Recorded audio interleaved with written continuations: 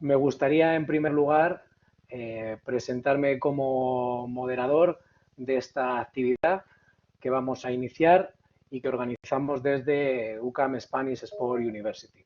Mi nombre es José Carlos Díaz, soy licenciado en Ciencias de Actividad Física y Deporte, soy preparador físico de fútbol, coordinador de UCAM Spanish Sports University en la sede de Madrid y coordinador académico del máster en preparación física y readaptación deportiva en fútbol. Y a continuación, pues me gustaría presentar a los ponentes que vamos a tener en el día de hoy para hablar sobre lesiones, reducción lesional en el fútbol de élite y readaptación en el mundo del fútbol. En primer lugar, me gustaría presentar a Pedro Emilio Alcaraz, doctor en Ciencias del Deporte, director del Centro de Investigación en Alto Rendimiento Deportivo de la UCAM, director de UCAM Spanish Sports University, presidente de Strength and Conditioning Society, investigador y divulgador científico sobre el rendimiento deportivo. También me gustaría presentar a Ángel Aceña, licenciado en Ciencias de la Actividad Física y el Deporte, máster en Preparación Física y Redactación Deportiva, profesor en el máster en Preparación Física y Redactación Deportiva de UCAM Spanish Sport University y preparador físico y redactador deportivo de fútbol con experiencia en el Sevilla Fútbol Club, que además consiguió, ahora se cumplen años de aquella Europa League en el 2016, participó en el Mundial de Rusia con la selección de Costa Rica y ha formado también parte de equipos como el Vitesse Arnhem, el Qatar Fútbol Club y la selección de Zambia sub-23 haciendo el preparatorio, el preolímpico del año pasado. Y para finalizar este cartel, me gustaría también presentar a Quique Yi, licenciado en Ciencias, graduado en Ciencias de Actividad Física y Deporte. Además, actualmente se encuentra estudiando fisioterapia, es exalumno del máster en Preparación Física y Adaptación Deportiva en Fútbol de UCAM Spanish Sport University y actualmente redactador deportivo en el Villarreal Club de Fútbol. En cuanto a la estructura de la sesión, como he indicado al principio, la temática que vamos a tratar hoy va relacionada sobre las lesiones de isquios, si realmente están siendo correctas las estrategias de prevención que se están llevando a cabo. Vamos a hablar sobre reducción lesional en el fútbol de élite, si vamos en la dirección correcta con la actividad que se está desarrollando hoy en día. Y vamos a hablar sobre las fases y los periodos de readaptación de lesiones desde la complejidad de un deporte como el fútbol. Cada uno de los ponentes va a disponer de 15 minutos de exposición. Sí que, por favor, pido a todos los asistentes, a todos los participantes, que intenten no interactuar con los botones para no dificultar mucho la exposición. Y al final, una vez que todos los ponentes hayan desarrollado esa exposición, abriremos el chat para que todos los participantes puedan realizar preguntas y entremos en una dinámica de preguntas y debate respecto a las cuestiones que queráis plantear. Respecto a las preguntas, la interacción que tendremos al final, sí que me gustaría indicar que, como he dicho, el chat se abrirá al final de las presentaciones para que podáis, todos los asistentes puedan interactuar. Y sí que me gustaría y nos gustaría guardar una formalidad en todo tipo de preguntas que se puedan realizar, sobre todo que sean, daremos cabida a preguntas que estén formuladas por nombres reales y no por acrónimos o por nicks. También nos gustaría, por favor, que a la hora de realizar la pregunta fuesen preguntas concretas y bien estructuradas y redactadas y, por supuesto, que indiquéis a quién va dirigida la pregunta. Por la primera parte, por esta presentación nada más. A continuación vamos a empezar con las presentaciones, con la masterclass. En primer lugar, me gustaría pues dar la bienvenida a Pedro Emilio Alcaraz, que será el primer ponente de hoy. y iniciamos con él. Buenas tardes, José Carlos. ¿Me escucháis? ¿Se escucha bien? Sí, Vale, perfecto.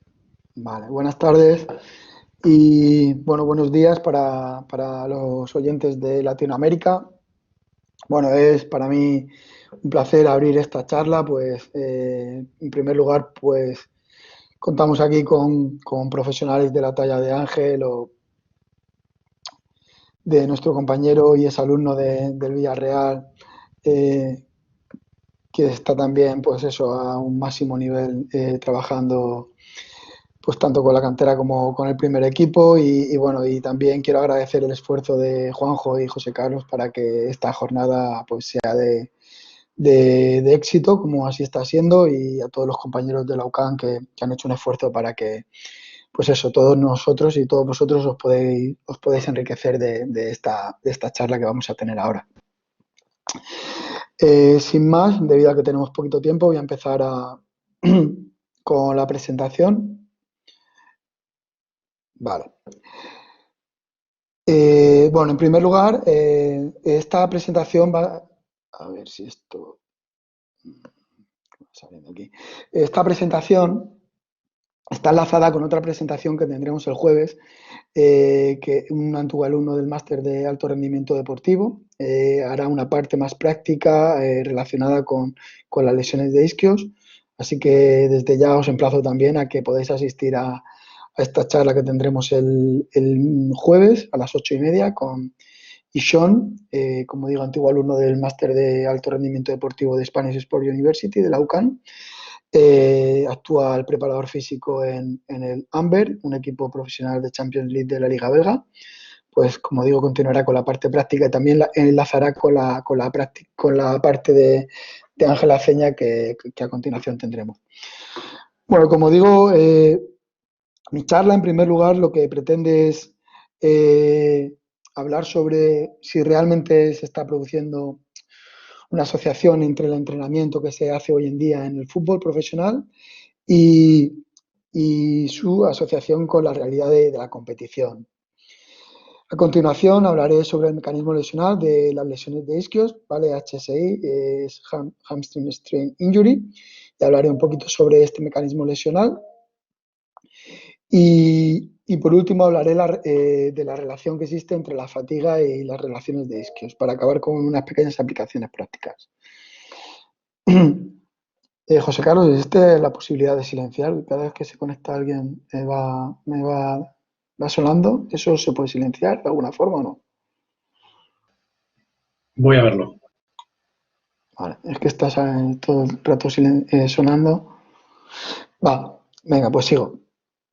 Bueno, en primer lugar, lo que quiero remarcar en esta presentación es el incremento de acciones de máxima intensidad, concretamente sprints, en el fútbol profesional. Como sabéis, esto es un estudio de la Premier League desde la temporada 2006 hasta la temporada 2012-2013 y los últimos estudios que seguimos analizando siguen una misma tendencia. El número de sprints en fútbol profesional se van incrementando temporada a temporada.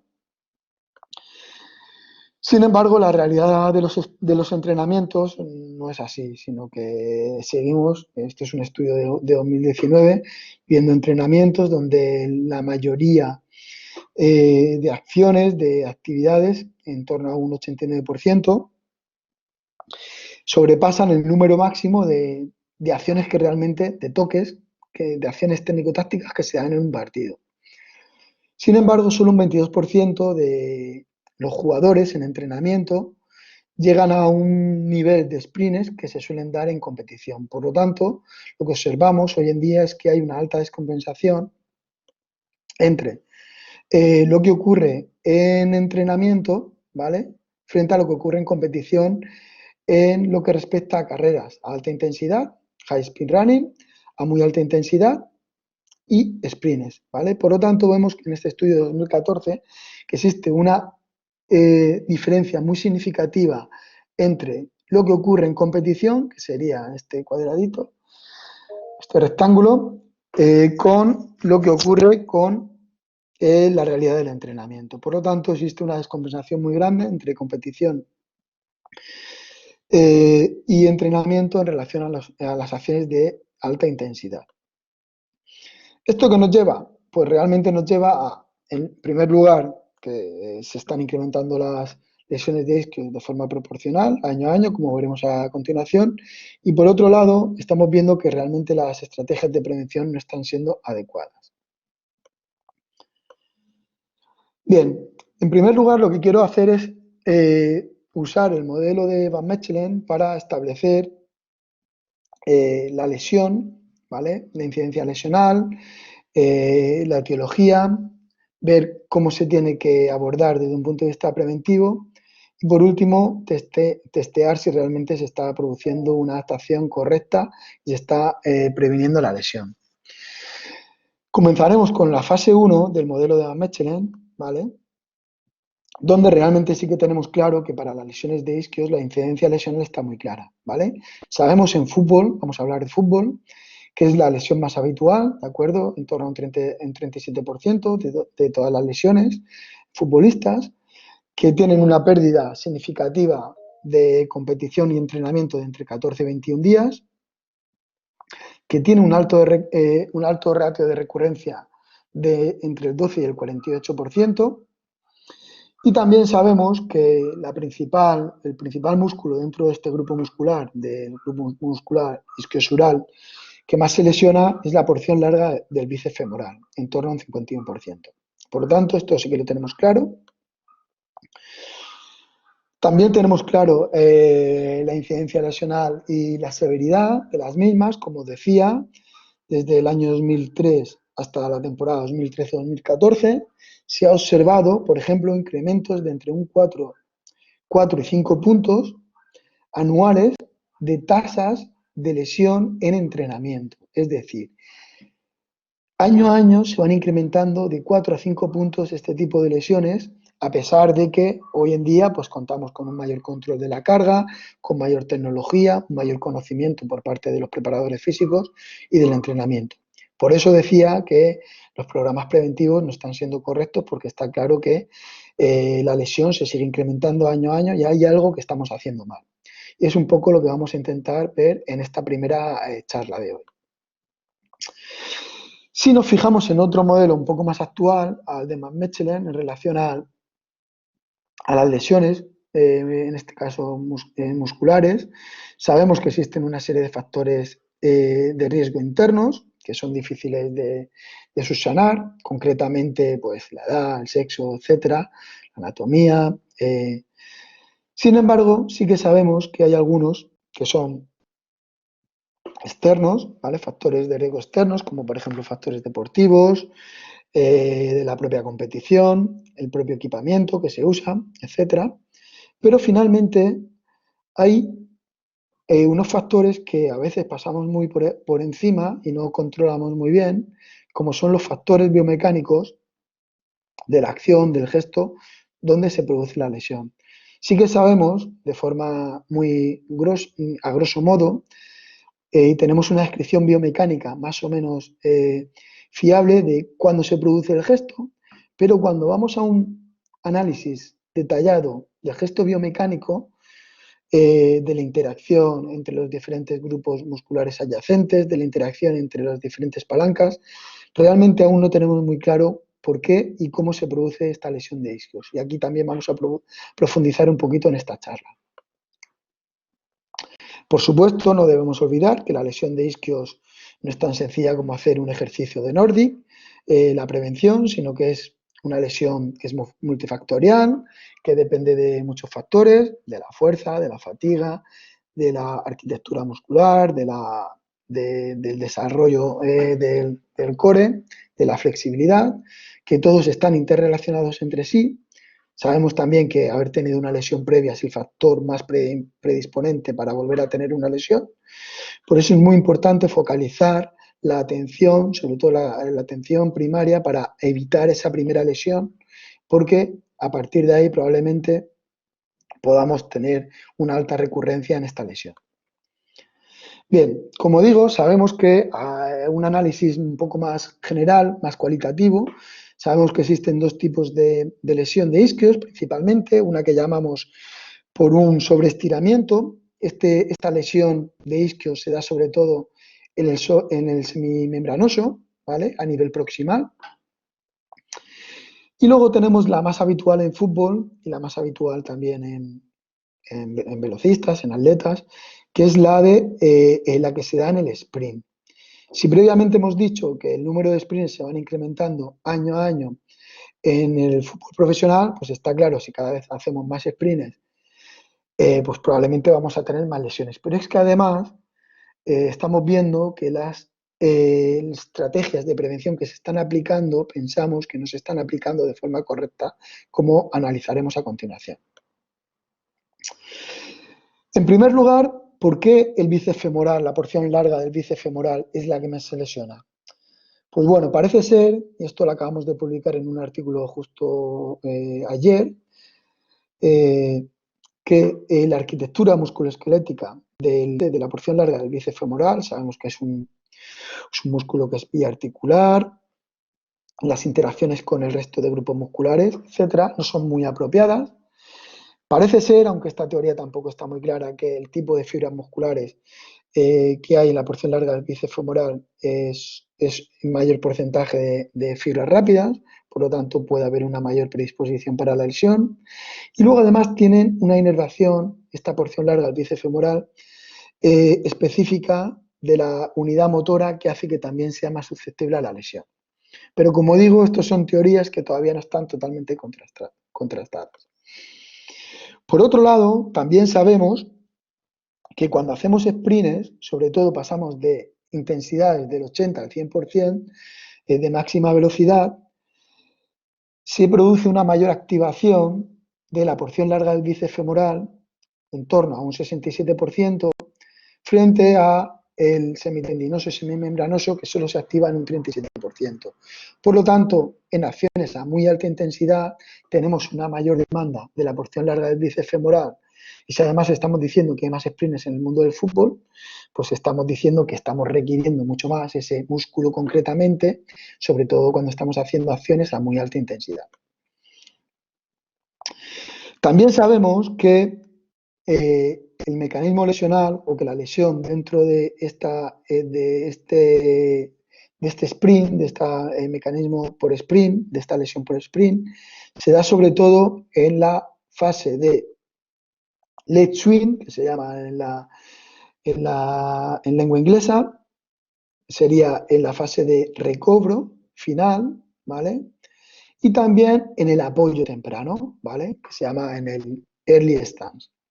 ¿Vale? En estos dos instantes parece ser que es cuando principalmente se produce la lesión, aunque tampoco lo tenemos muy claro. Hay dos corrientes, por un lado, que nos dicen que principalmente se da en el leg swing, en esta fase final de recobro, ¿de acuerdo? Pero como digo, vale, no se puede, la presentación no funciona, ¿no? Es que aquí debajo tenía otra diapositiva. Bueno, estas teorías se basan en modelos mecánicos y realmente no lo tenemos muy claro hoy en día. Por otro lado, hay otra corriente que dice que realmente en esta fase no hay tanta activación excéntrica, que la activación es más isométrica, por lo tanto, un exceso de trabajo excéntrico quizá no tendría que ser tan necesario y de hecho podría ser incluso perjudicial.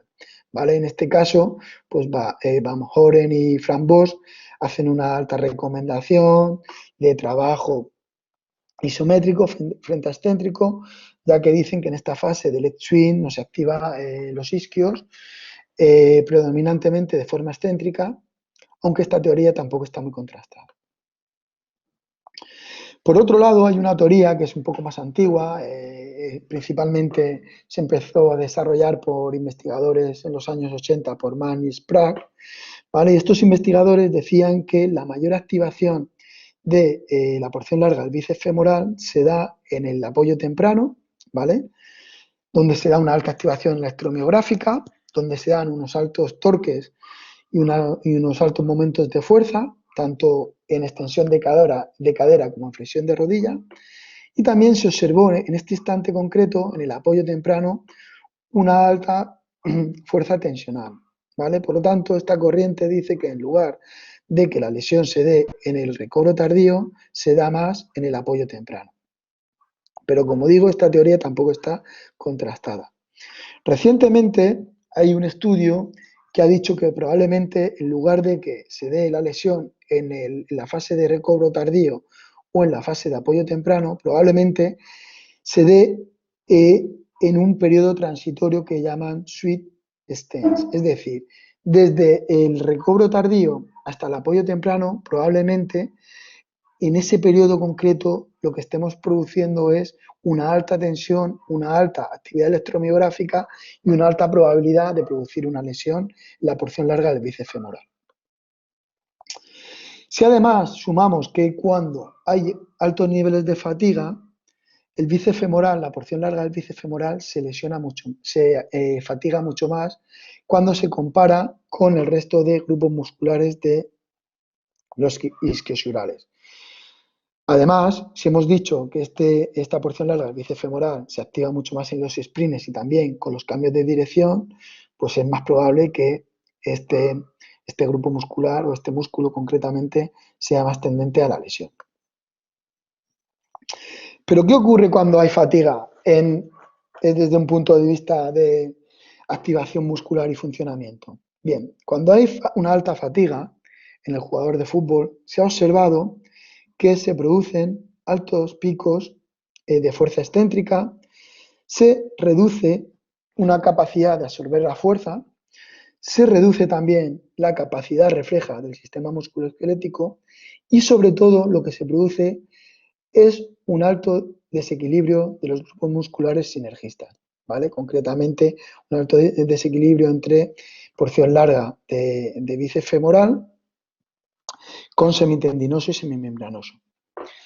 Por lo tanto, lo que se ha observado, además, desde un punto de vista más cinemático, que cuando hay una alta fatiga, perdemos el control lumbopélvico, perdemos también la estabilidad en la rodilla, se reduce muchísimo la rigidez de la pierna y como consecuencia hay una menor transferencia de energía de la unidad musculotendinosa.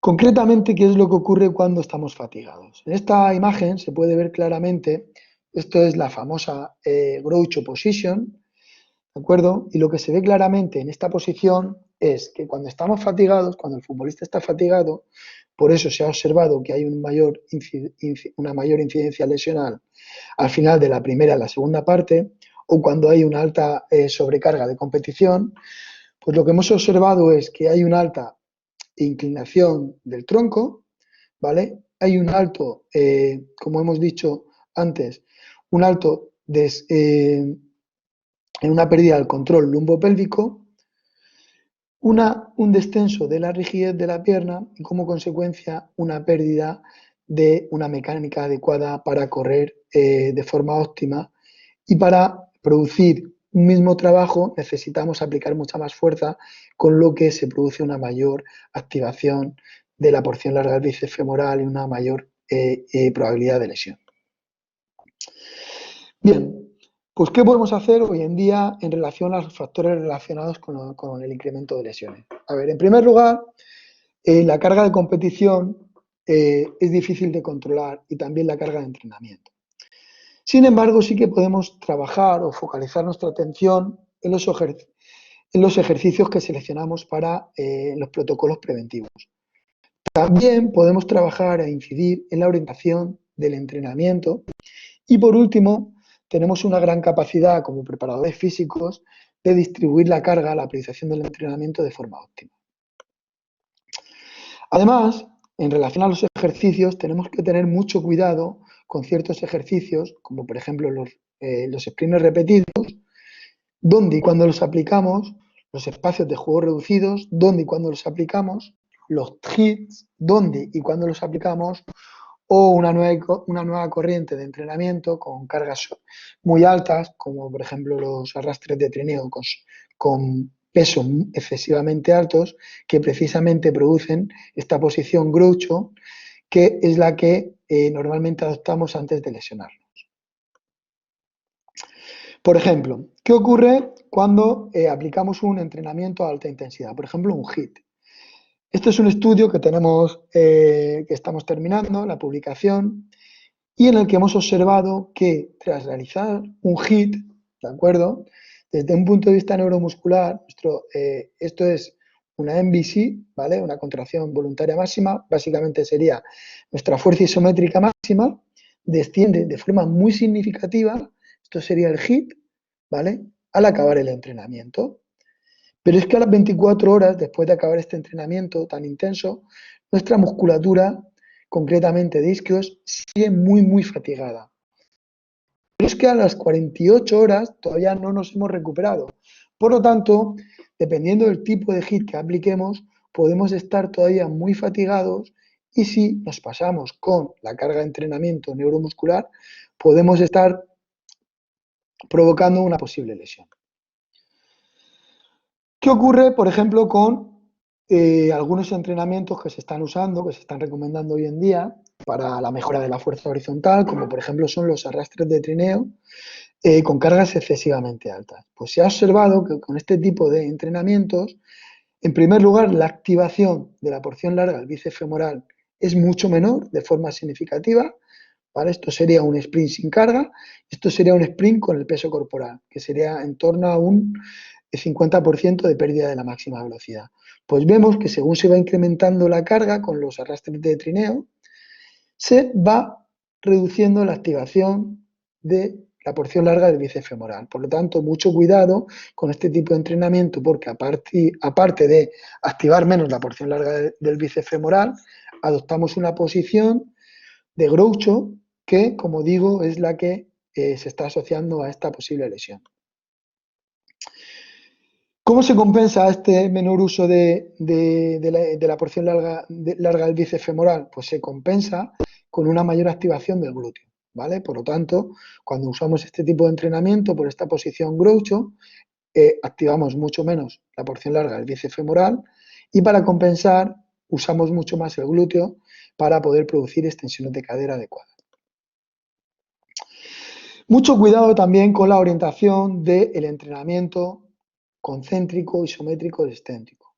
Porque estamos observando que en las dinámicas de entrenamiento semanal, en los microciclos, estamos intentando para prevenir esta lesión, pues estamos metiendo mucho entrenamiento concéntrico, mucho entrenamiento isométrico, mucho entrenamiento excéntrico, ¿vale? De forma desordenada.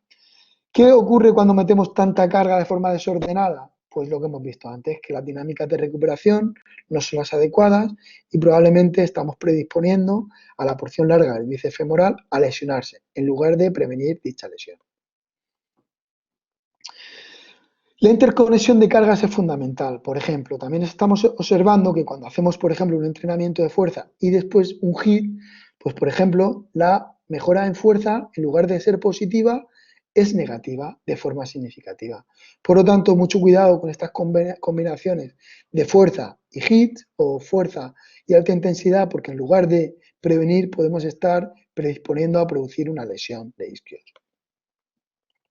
Como digo, lo que estamos haciendo hoy en día es aplicar mucho entrenamiento neuromuscular a lo largo del microciclo junto a una alta competición y lo que estamos produciendo en lugar de prevenir es predisponer a que haya un alto riesgo de lesión.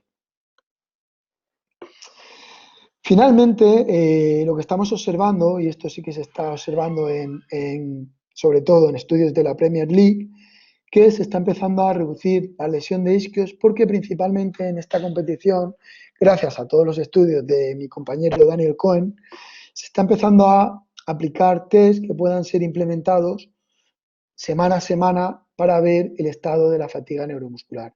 Aquí en esta imagen, que era un vídeo que tenía previsto poner, estamos haciendo estudios, en este caso con la cantera del Fútbol Club Barcelona, para ver la dinámica de recuperación de diferentes ejercicios, de diferentes tareas.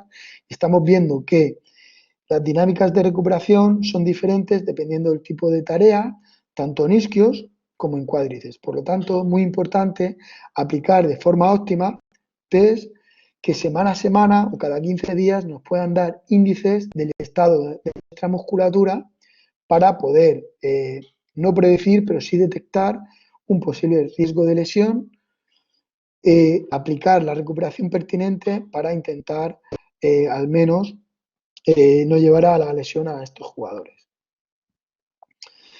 Uno de los test que se están empezando a usar es un test que desarrollamos nosotros, nuestro grupo de investigación, es el 90-20, es un test que está asociado a esta fase de leg swing, donde hay una alta activación electromiográfica de la cadena posterior, tanto de glúteo como de isquio como de gastrocnemio.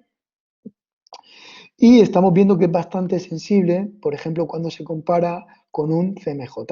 ¿Vale? El CMJ al final nos da información muy global de fatiga neuromuscular del tren inferior, sin embargo, el 90-20 es muy sensible a la cadena posterior, que es la que principalmente se le está lesionando en el mundo del fútbol.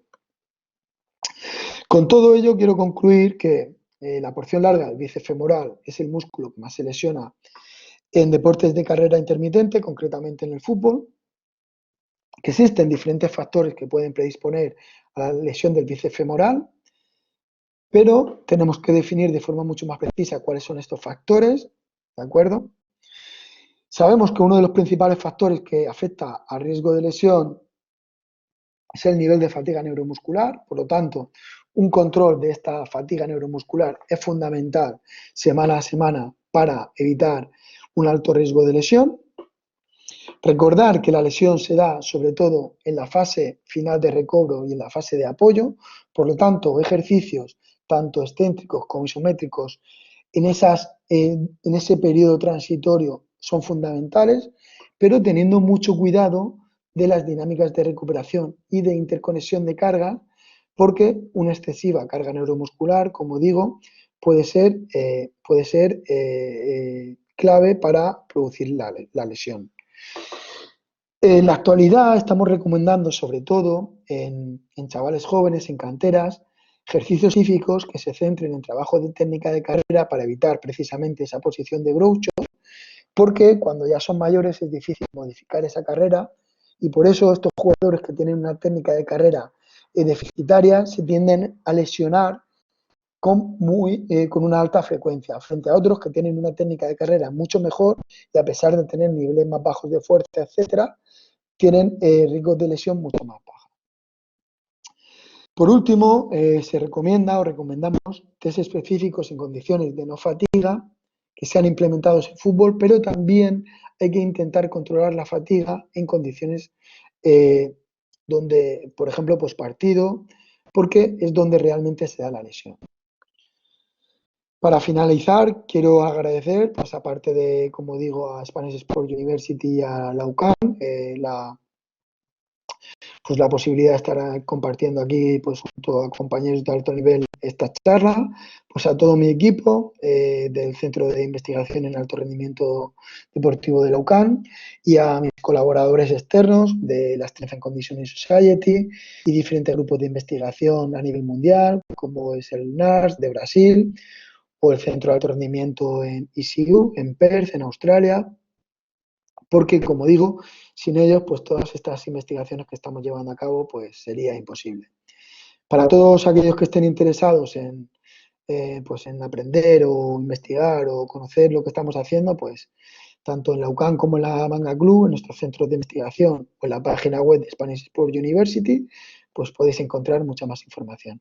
Muchísimas gracias por vuestra atención y quedo a vuestra disposición para futuras preguntas. Muchas gracias.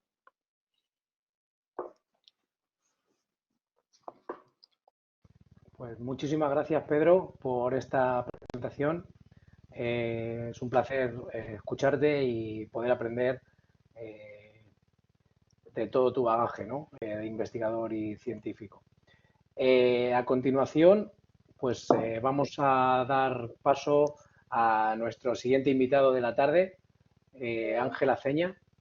Así que enseguida vamos a poder, Ángel.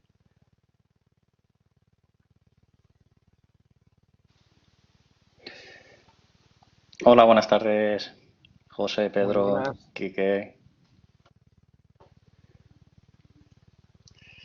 A ver, Bueno, ya podrías empezar. compartir. Si vas a compartir pantalla, Sí, pues adelante. sí, Yo creo que ya eso es. podrías.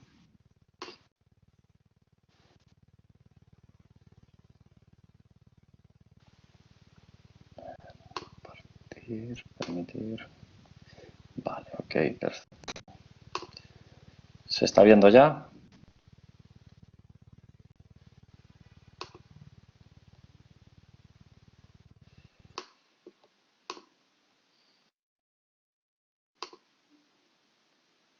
¿Se ve sin problemas?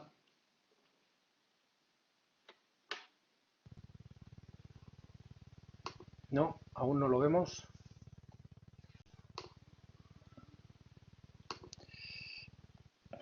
Está compartiendo. ¿Ahora se ve?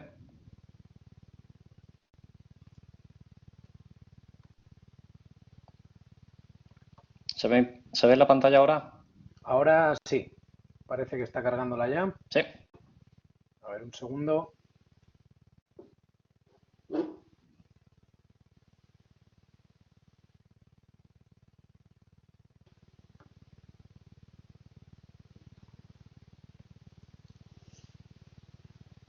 Ahora.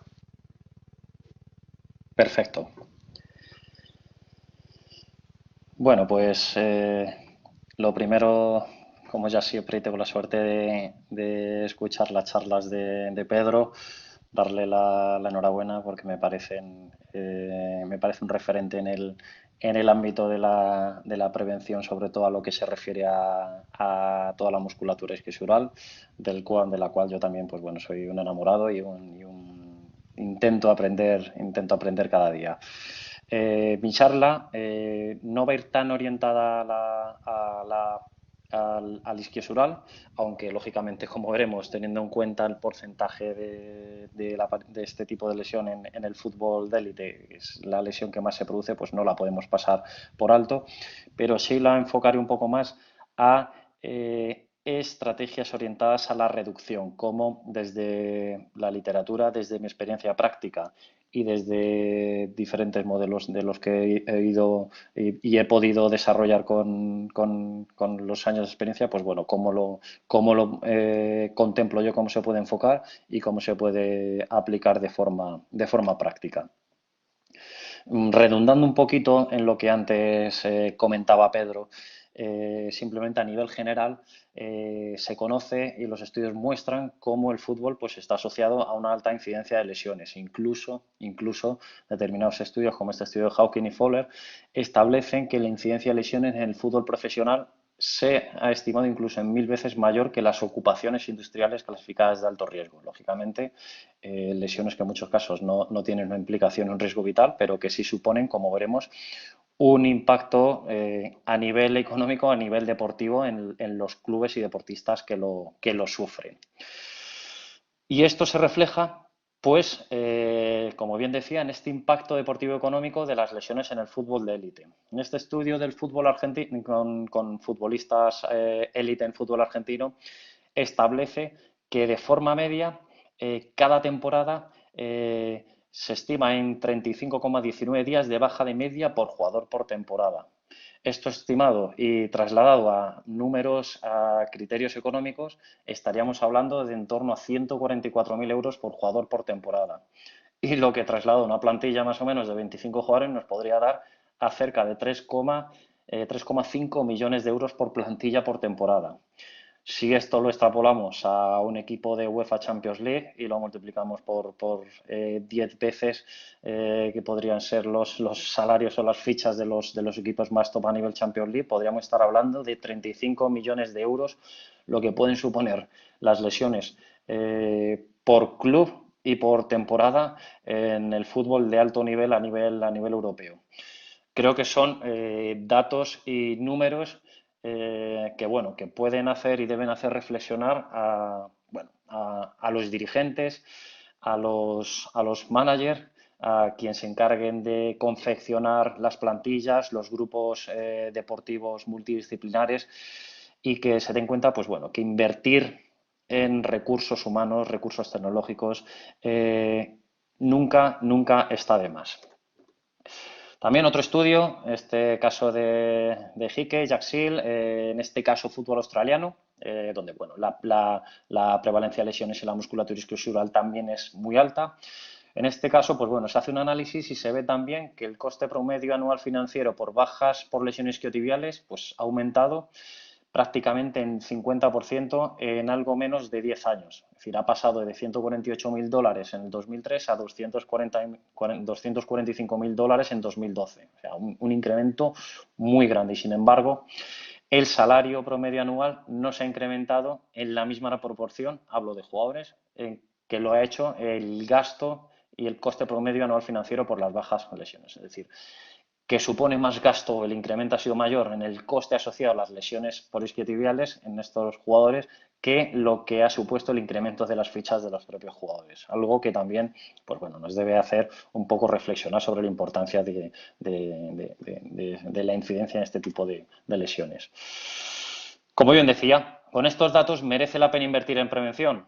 Pues bueno, estudios como este estudio de Haglund, Walden y sus colaboradores han visto que los equipos que tenían una baja ratio lesional tenían mejor rendimiento en sus ligas disputadas, bueno, hablando en las competiciones de alto nivel. Es decir, que tenía una transferencia. La baja ratio lesional puede estar relacionada con ese concepto que actualmente se viene estudiando, que es la disponibilidad de jugadores, y por lo tanto mayor disponibilidad de jugadores pues permitirá lógicamente disponer de mayores recursos y mayores efectivos y afrontar la competición con con mayores garantías para cumplir con el objetivo previsto de antemano. De ahí que bueno que hemos visto cómo hay una implicación a nivel económico, pero también hay una implicación a nivel deportivo que muchas veces es lo que más se ve y lo que más trasfondo tiene a nivel de los clubes. Un poco, como bien decía antes, reflejando un poco el podium de lesiones que se viene repitiendo en el fútbol de élite, se ve como prácticamente 4 de cada 10 lesiones son en la musculatura isquiosural. Todos los factores que están reflejados, en los cuales no me voy a detener porque Pedro lo ha explicado con maravilloso detenimiento y no quiero redundar mucho más, hacen que este grupo muscular sea el que más se afecta por término medio. En segundo lugar tenemos los aductores en un 23%. Sí es verdad que gran parte de este tipo de lesiones suelen tener un trasfondo crónico, como pueden ser toda la patología púbica relacionada con diferentes estructuras, pared abdominal, iliosoas, etcétera. Es decir, que tienen un trasfondo más crónico y no un mecanismo tan agudo como en el caso de las lesiones por isquiosural. Y en tercer lugar, pues tenemos las lesiones en el cuádriceps, un 19%, que en muchos casos, pues bueno, que también suelen tener momentos de temporada muy marcados de alta incidencia, como pueden ser los momentos de pretemporada, donde, bueno, pues debido al tipo de trabajo que se realiza y en muchos casos, como bien decía antes Pedro, la incorrecta interrelación y interferencias negativas entre las diferentes partes de entrenamiento, pues pueden acrecentar el riesgo de lesiones en esta estructura. Bien, uno de los factores y uno de los elementos que tenemos que tener en cuenta es cómo se ha manifestado y cómo ha evolucionado este tipo de lesiones, en este caso las lesiones isquiotibiales en los últimos años. Es un estudio que antes reflejaba Pedro, pero bueno, que me parece interesante, y es cómo las lesiones en el entrenamiento en los últimos años se han incrementado un 4%, mientras que las lesiones en competición más o menos se han permanecido estables.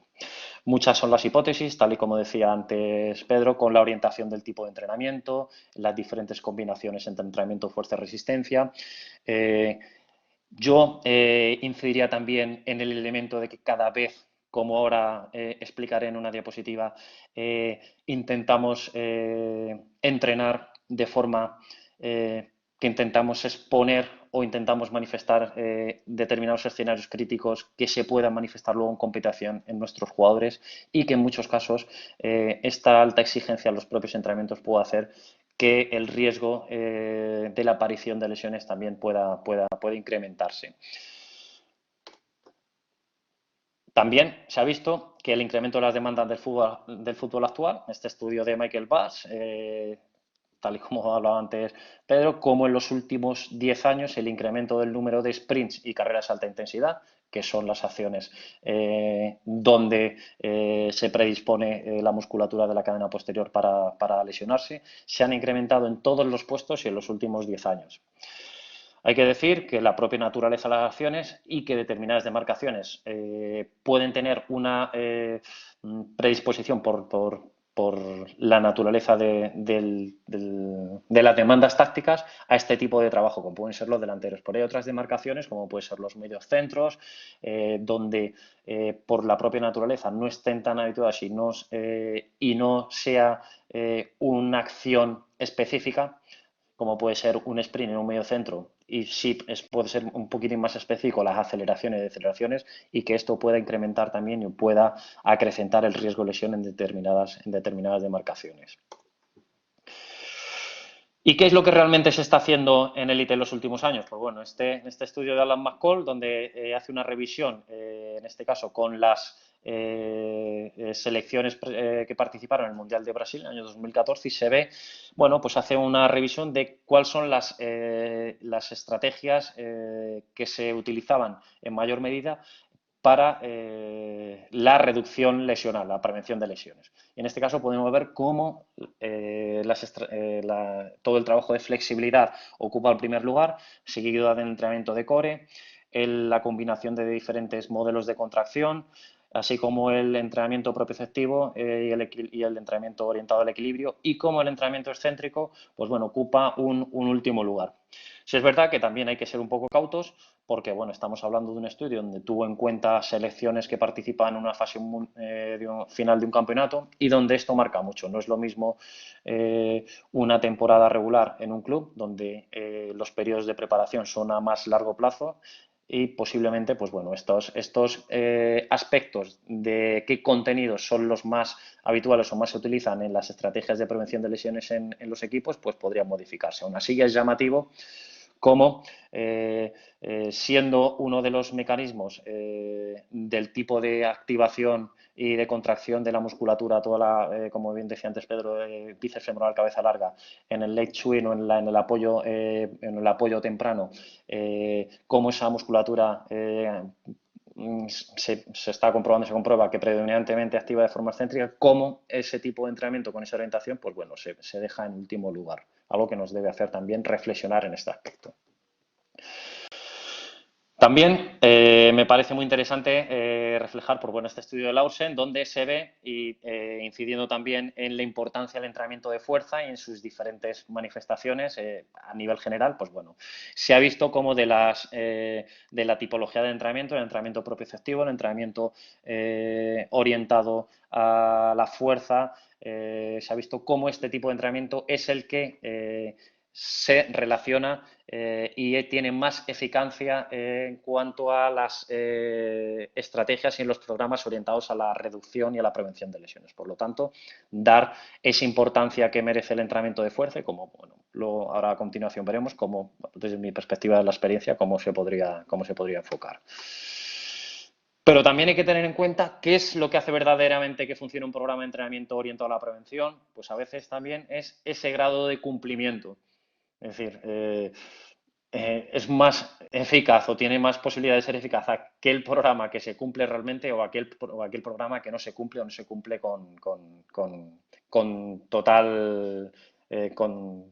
de forma completa.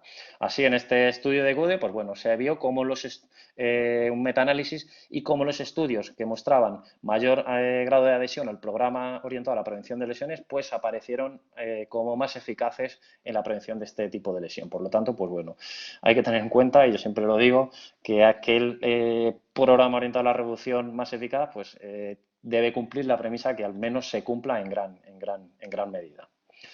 Y en este aspecto, pues bueno, también me gustaría establecer una serie de tips o recomendaciones que pueden ir orientadas desde los propios procesos de readaptación a los procesos orientados a la reducción de lesiones. Y bueno, son a modo de decálogo de reglas que podemos intentar aplicar a cada uno de los entrenamientos. En primer lugar, pues bueno, creo que es interesante planificar bien.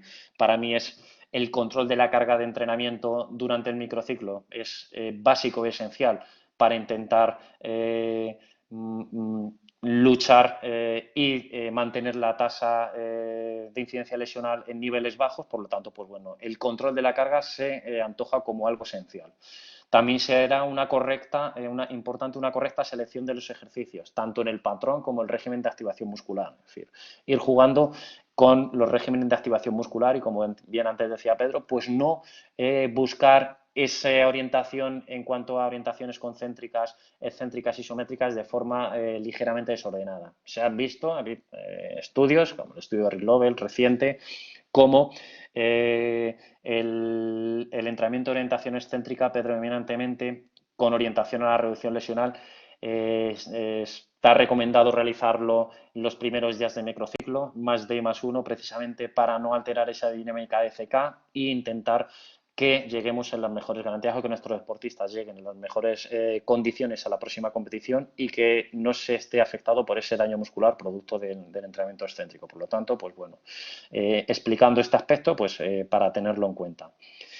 También que el entrenamiento de fuerza, el entrenamiento de sprint son dos elementos inseparables. Como bien decía antes Pedro, por los estudios de Van Schuren y Frank Bosch, como el entrenamiento isométrico y el entrenamiento excéntrico, pues bueno, deben estar presentes. En este caso, más orientado a la readaptación, que no hay proceso de readaptación más rápido que aquel que no se debe repetir en el tiempo. Exponer a los escenarios críticos de competición a nuestro deportista también será necesario, como bien decía, y a este respecto juega capital importancia esta exposición a las acciones de sprint, que en muchos casos, en función a las tareas que aplicamos en los entrenamientos, tipos juegos en espacios reducidos, etcétera, no nos permiten llegar a estos límites, a estos umbrales. Relacionado con el punto 1, pues bueno, me parece de capital importancia, relacionado con el control de la carga de entrenamiento, pues intentar mantener esas variaciones de carga intersemanales en el margen que se ha visto de más o menos 10% para evitar esos spikes de carga, esos incrementos repentinos de carga que nos pueden llevar, pues bueno, a episodios de lesiones por sobreentrenamiento. También es importante controlar lo controlable al principio y dejar libertad a lo incontrolable al final. Es decir, yo siempre digo que hay elementos y situaciones contextualizadas del juego que no se pueden controlar, como son los juegos en espacios reducidos, pero sí podremos controlar la exposición a las acciones alta intensidad, sprint, mediante tipo de entrenamiento más analítico, menos contextualizado. Por lo tanto, pues bueno, intentaremos controlar lo que realmente podamos controlar. También interesante controlar esa carga de entrenamiento con medidas subjetivas y que complementen las objetivas, como pueden ser todas las percepciones subjetivas del esfuerzo, test de wellness, etcétera. Y por último, me parece interesante también hacer ver que la prevención terciaria o las estrategias orientadas a la reducción de lesiones deben ser responsabilidad de todos, jugadores y técnicos. Y a este respecto, pues bueno, creo que es importante intentar educar en hábitos para precisamente, pues bueno, que ese entrenamiento invisible pues juegue a favor del jugador y no juegue en su contra.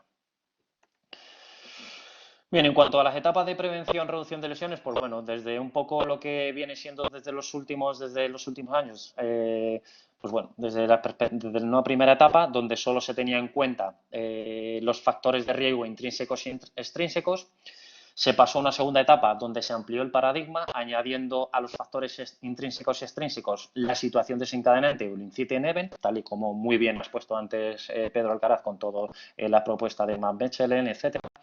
Una tercera etapa donde se incluye lo anterior, el concepto de la carga de entrenamiento y los conceptos de fitness como una adaptación positiva o la fatiga como una adaptación negativa, un efecto negativo, también habiendo la lesión tras inciting event. Como en una cuarta etapa, prácticamente donde nos encontramos en la actualidad, donde a todo lo anterior se añade los indicadores de riesgo de lesión, es decir, la edad ideal, ni ser muy mayor ni ser muy joven, la condición física y la carga crónica que el atleta está acostumbrado a soportar como un escudo ante esos saltos o spikes de carga que pueden aparecer en determinados momentos. ¿Qué nos depara el futuro? Pues bien, todo lo relacionado con la carga de entrenamiento, los interratios, la exposición a eventos de máxima exigencia, los perfiles de intermitencia, la combinación de diferentes metodologías de entrenamiento a nivel muscular, etcétera, etcétera. De ahí que, bueno, la enorme dificultad que entraña la reducción de lesiones, poniendo un símil de lo que vemos es la incidencia lesiva, pero realmente lo que vemos es la gran cantidad de factores interrelacionados y cómo se pueden, bueno, pues intervenir en todos y cada uno de ellos, como bien podemos ver. Desde factores extrínsecos y no modificables, desde nuestra perspectiva imposible modificar, la carga de competición, la carga de entrenamiento, en muchos casos no es posible, por lo tanto, pues hay cuestiones que es muy difícil manejar y que, por lo tanto, pues bueno, hay que tener en cuenta.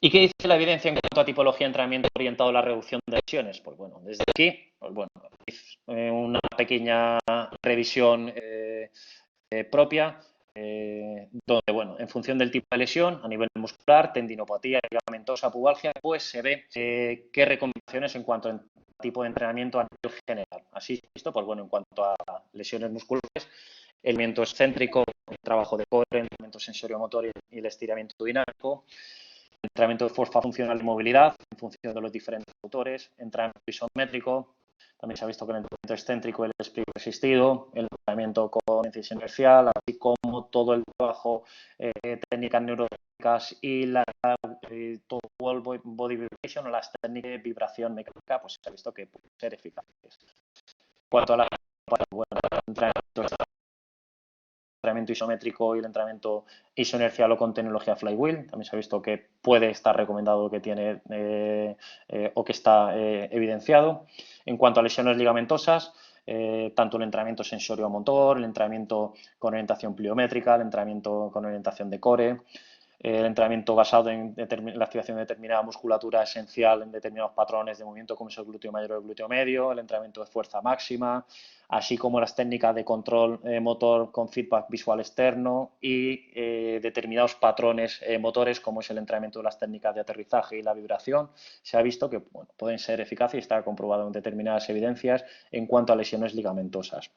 Y por último, en cuanto a pubalgias, pues bueno, se ha visto que el entrenamiento isométrico y excéntrico, el entrenamiento de la movilidad de cadera, el entrenamiento basado todo el trabajo de core y todo aquello relacionado con los patrones y las mecánicas de movimiento, tanto lineales como de cambio de dirección, pues bueno, están recomendadas y deberían estar incluidas en programas orientados a la reducción de lesiones si nos referimos a lo que pubalgias estamos buscando. Y bueno, en cuanto a como hemos visto antes, la isquiotibial, que es la lesión que más se produce, y el mecanismo lesional, sobre todo aquí quiero incidir, tal y como decía antes Pedro, y para mí que es un modelo que refleja a la perfección el patrón que sea en muchas situaciones, como podemos ver aquí y como se ve en el vídeo de la izquierda, lo voy a volver a repetir, el patrón de Groucho. En muchos casos, cómo se da ese patrón, cómo esa inclinación del tronco hacia adelante, cómo ese descenso del centro de gravedad, cómo esa alteración del patrón de extensión de cadera, disminución del stiffness muscular, disminución del control lumbopélvico. Bueno, vemos un vídeo de un caso real y cómo refleja a la perfección ese patrón de Groucho que antes hablaba Pedro Alcaraz.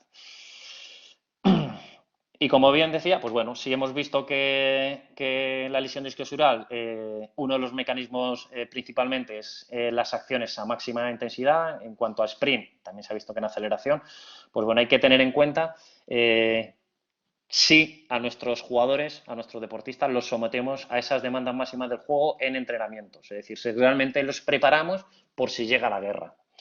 Pues bueno, pues realmente tenemos que reflexionar si lo que planteamos en los entrenamientos corresponde o emula a esta situación que vemos aquí de Iñaki Williams en algunos momentos. Es decir, como un sprint de 70 metros en donde alcanza 34,5 kilómetros por hora en minuto 88 con la fatiga asociada y sobre todo metiéndole el sumatorio de una acción final con balón y que implica una acción técnico-táctica con una percepción, toma de decisión, ejecución y además un cambio de dirección. Por lo tanto, pues bueno, un claro ejemplo de lo que es un escenario crítico y cómo deberíamos orientar determinadas tareas de entrenamiento para realmente responder a este aspecto. Y bien, si nos planteamos programas orientados a la prevención, reducción de lesiones de la musculatura isquiosural, hay que tener en cuenta que el sprint como bien decía antes Pedro, es la mejor vacuna o la mejor estrategia para prevenir este tipo de lesiones. En este estudio de Roland van den Tiller se hace una comparativa de la activación electromiográfica entre el sprint y los diferentes ejercicios más habituales para la cadena posterior, para el isquiotibial, que se utilizan en gimnasio, y compara la activación en cuanto a simetría tendinoso, bíceps femoral y submembranoso.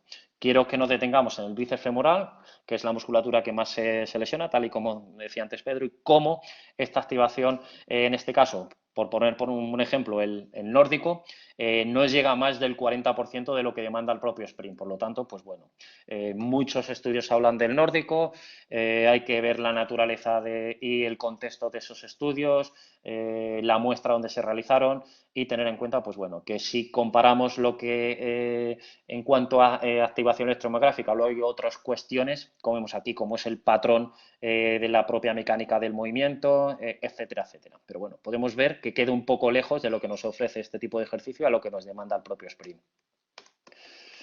Como bien vemos ahí. ¿Y qué ocurre cuando nos sometemos a nuestros jugadores a esas demandas de competición? Es decir, cuando nos ponemos en entrenamiento a escenarios críticos. Pues ocurre que llega el demonio vestido de rojo y nos ofrece a veces pues situaciones en lesiones en la cadena posterior. Entonces, pues bueno, es importante, un poco a modo cómico, pues bueno.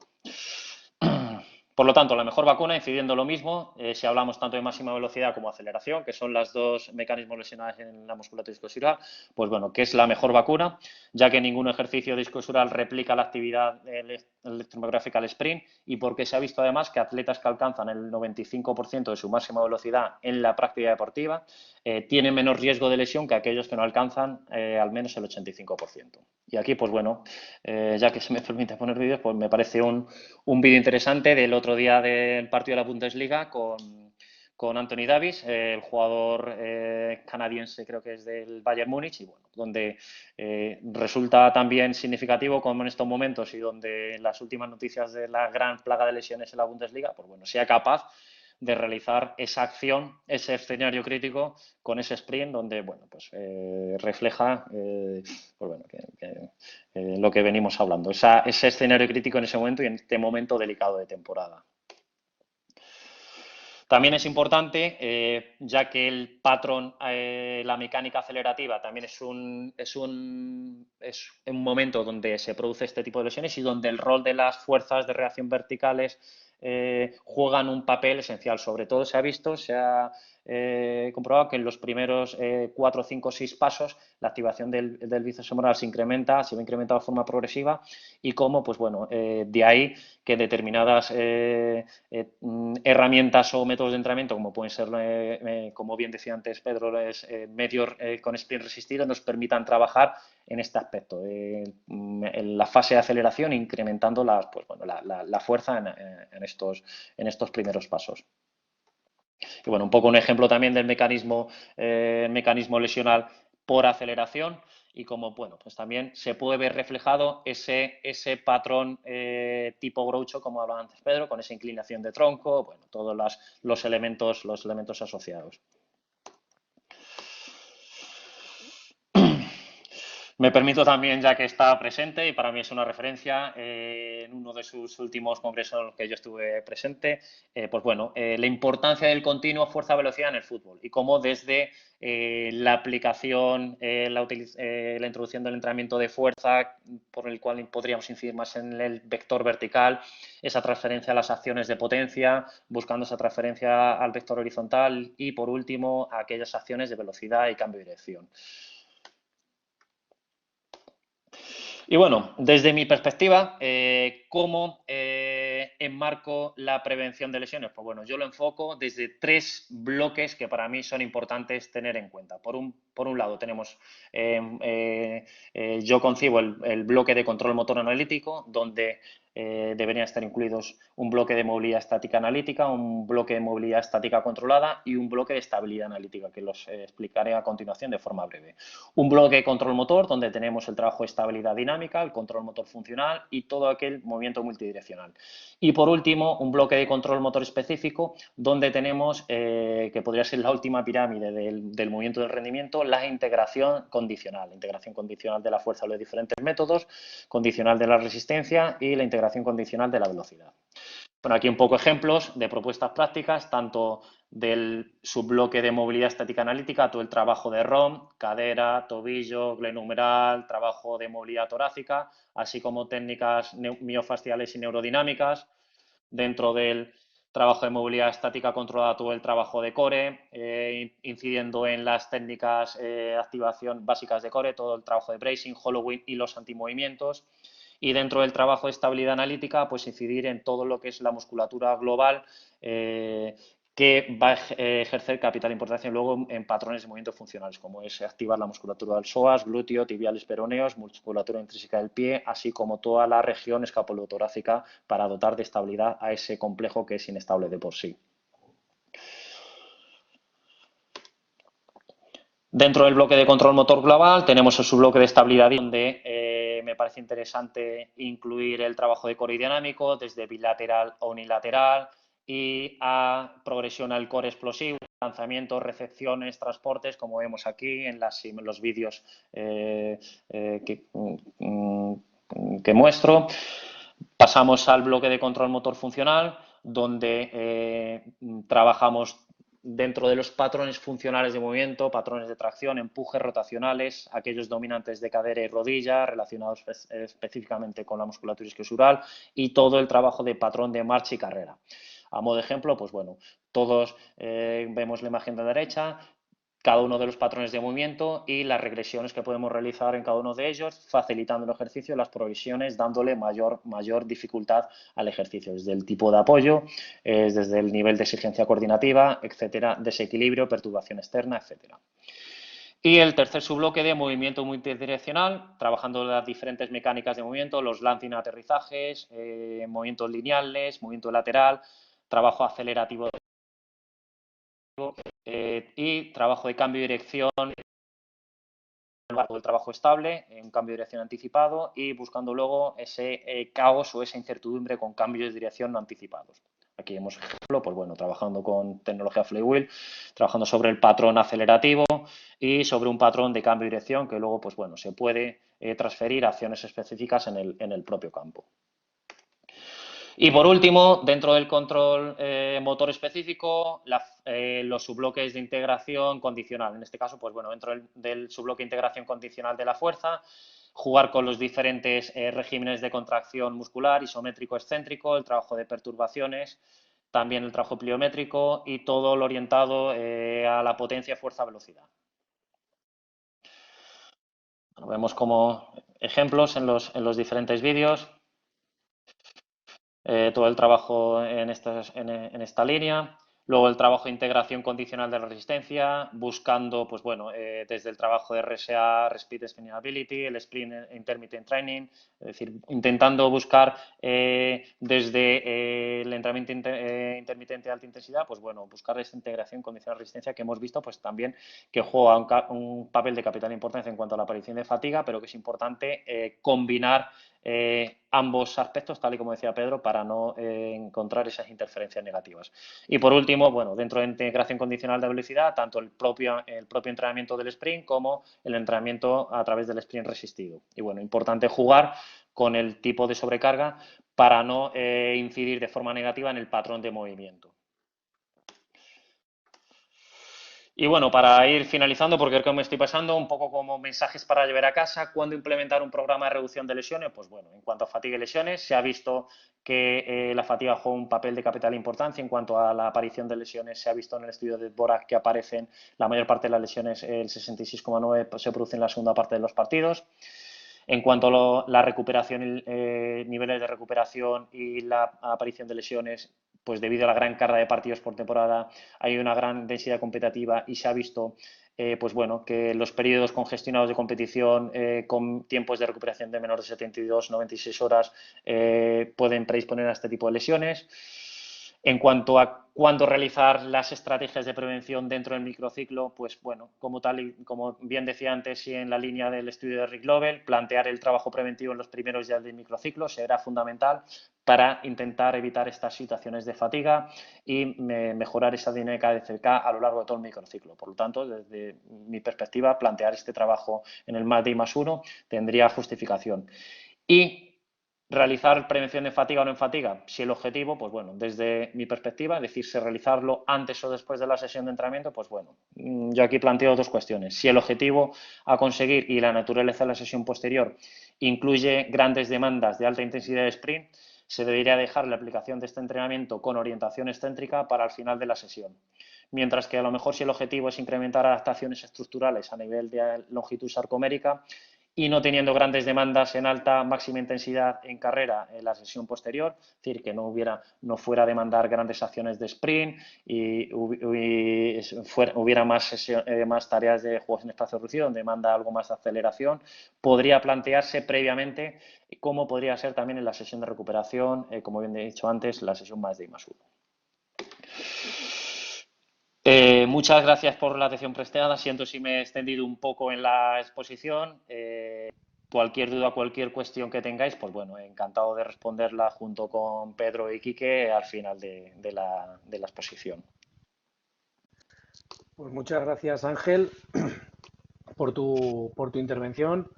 Es un placer también siempre poder escucharte y hacer caso y revisión a todos los consejos, cómo analizas todo el espectro y toda la estrategia preventiva. Así que enhorabuena por la ponencia y muchísimas gracias. Vamos a dar paso a Quique Yi, exalumno del máster en preparación física y redactación deportiva en fútbol, redactador deportivo, del Villarreal Club de Fútbol. A ver si, Quique, puedes activarte micrófono y cámara. Ok, ya te vemos y te escuchamos. Sí, ¿no? Que he tenido unos problemitas con un fallo, con la cámara. Va bien, ¿no? Sí, voy a prepararte la presentación. Vale, perfecto.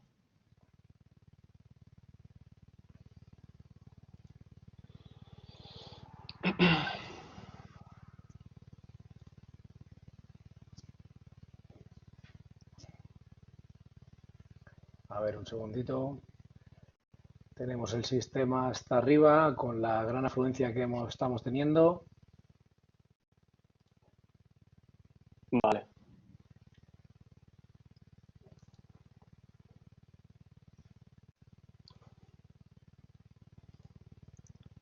José Carlos, me veis todos, ¿no? ¿Me veis bien, no? Sí, ahora mismo sí. Vale.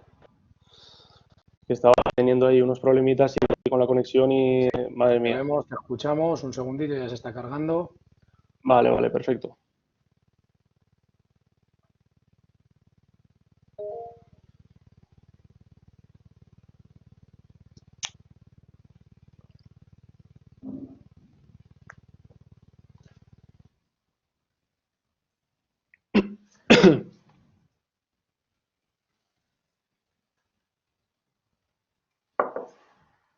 Deberíamos de poder verla ya. Vamos a ver.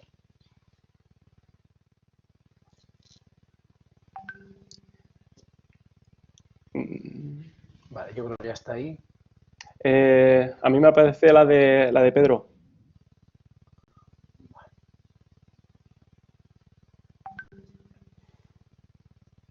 Vale, un segundito, vamos a ver. Vale. Quique.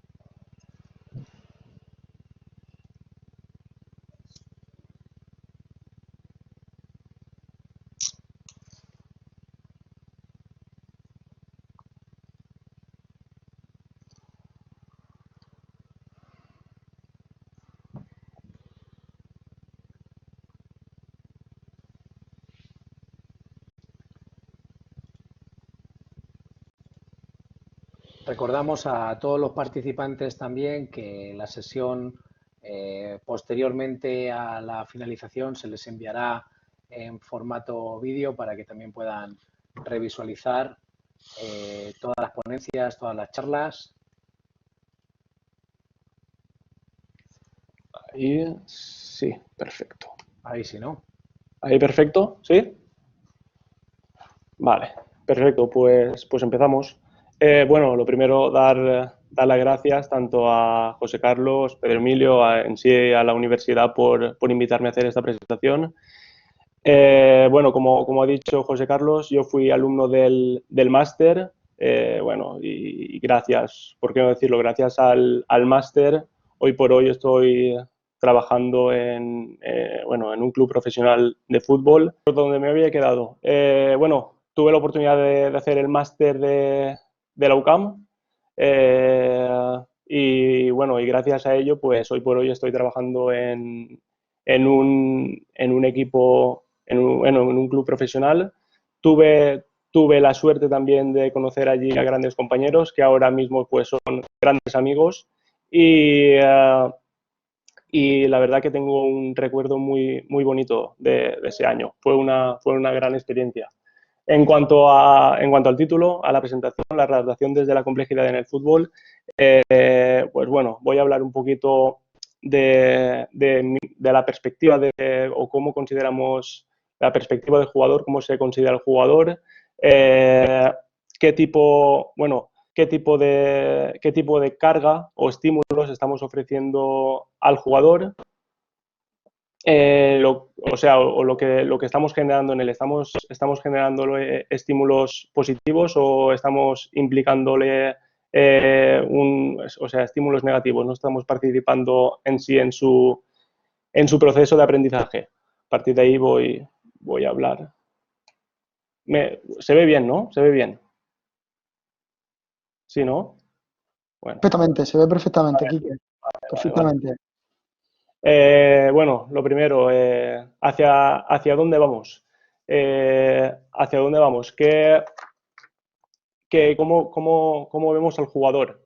¿Cómo vemos al jugador? Evidentemente, dependiendo de, bueno, la gente que trabajamos en el mundo del fútbol o en cualquier deporte, la experiencia que se genere en la experiencia que se genere el jugador a partir de lo que nosotros trabajemos en ese jugador, pues en sí los resultados o el propio feedback que estamos obteniendo por ejemplo, en un proceso de recuperación, pues a partir de ahí nosotros iremos enfocando el trabajo o las creencias que vamos teniendo. Es difícil generar algo apto o algo que esté presente o firme ahora mismo todo está abierto y bueno, y tenemos que tener claras nuestras perspectivas. Como ha dicho mi compañero Ángel antes, las lesiones en el fútbol siguen apareciendo, por lo tanto, yo creo que tenemos que ser críticos con lo que estamos haciendo y a partir de ahí tendremos que seguir mejorando. Bueno, me gusta recalcar dos vertientes. La primera, la perspectiva del reduccionismo, en la que, bueno, vamos a centrarnos un poquito más en el jugador, ¿vale? Dos vertientes, la perspectiva del reduccionismo en el que bueno, tenemos la concepción del organismo como una máquina constituida por partes en el que se deja de lado o no existe diferencia entre el ser vivo. Las características propias del ser vivo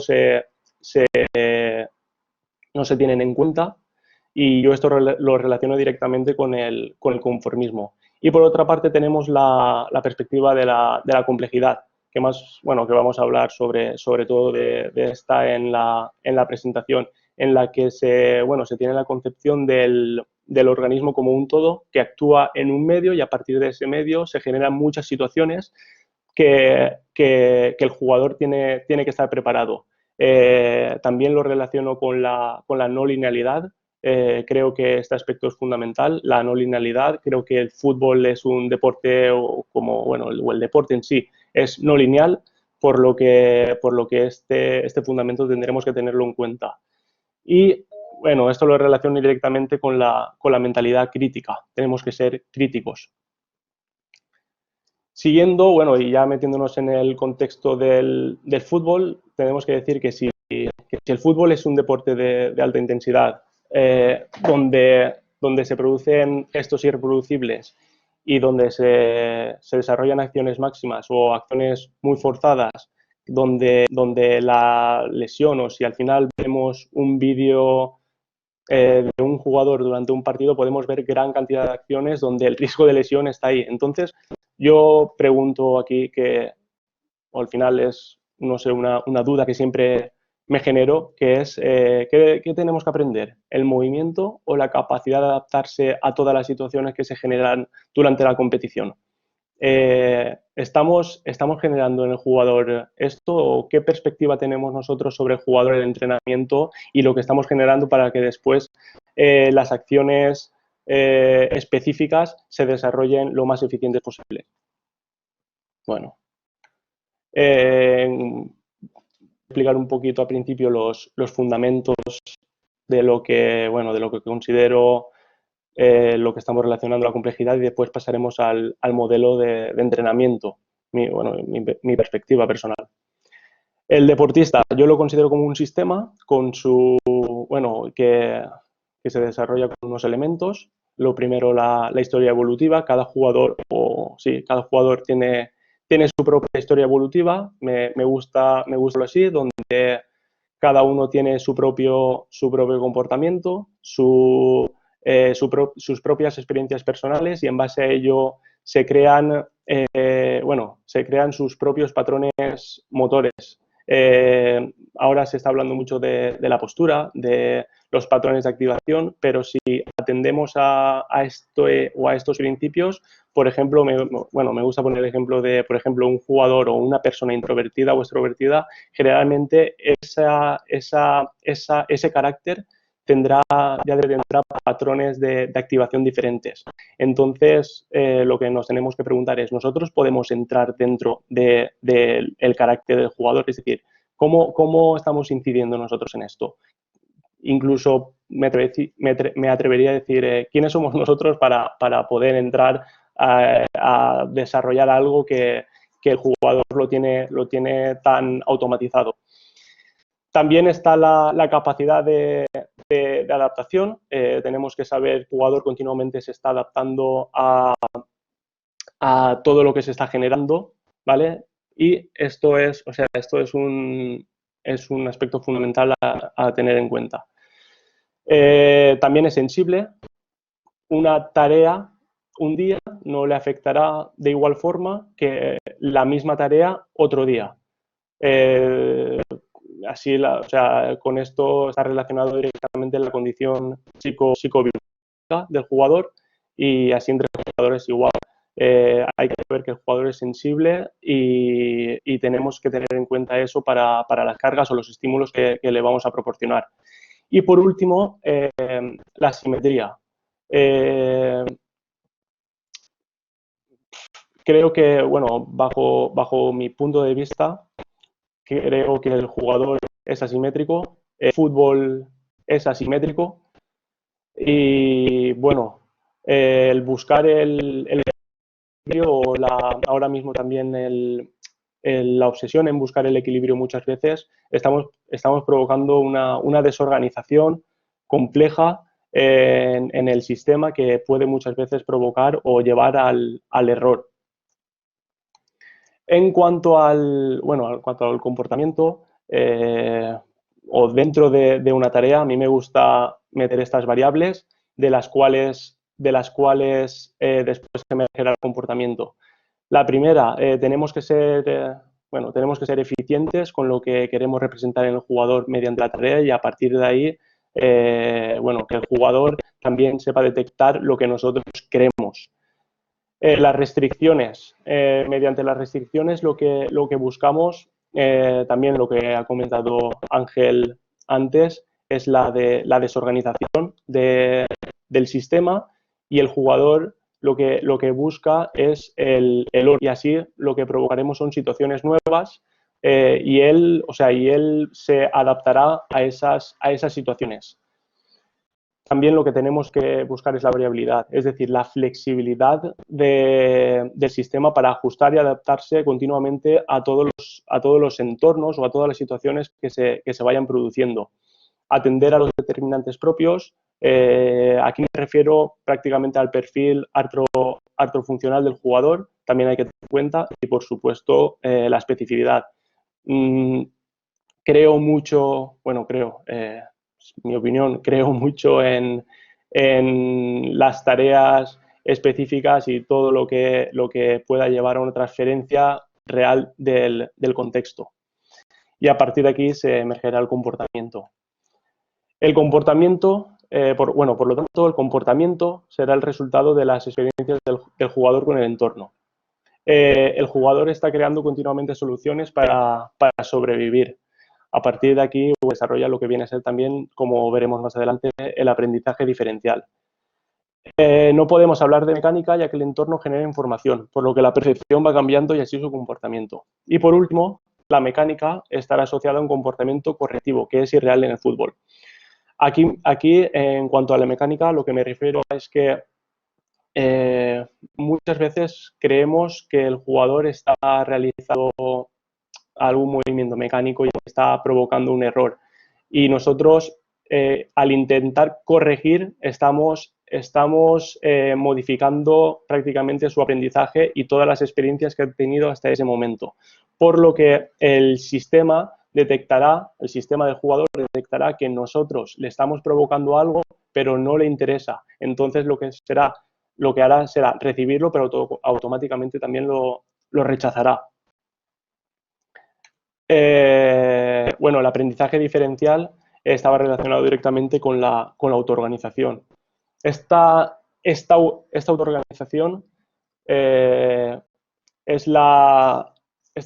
autoorganización es la evolución hacia nuevas formas de organización en ausencia de información que imponga el orden. Por lo tanto, la adaptación, lo que hemos nombrado antes, la adaptación es continua. El sistema del jugador es disipativo, continuamente se está adaptando a todo lo que le estamos proponiendo, ya sea para bien o para mal. Los componentes interactúan para producir un resultado. La adaptación por medio de la autoorganización se consigue mediante el caos, también lo hemos hablado. Lo que buscamos es la inestabilidad, la inestabilidad dentro de un contexto y que el jugador de por sí vaya generando esa contextualidad para promover su sistema para buscar ese orden y a partir de ahí que se generen todas las situaciones. Y por último, los deportistas, esto me parece también fundamental, los deportistas no necesitan información sobre cómo moverse, solo seremos capaces de aportar condiciones para que aprendan.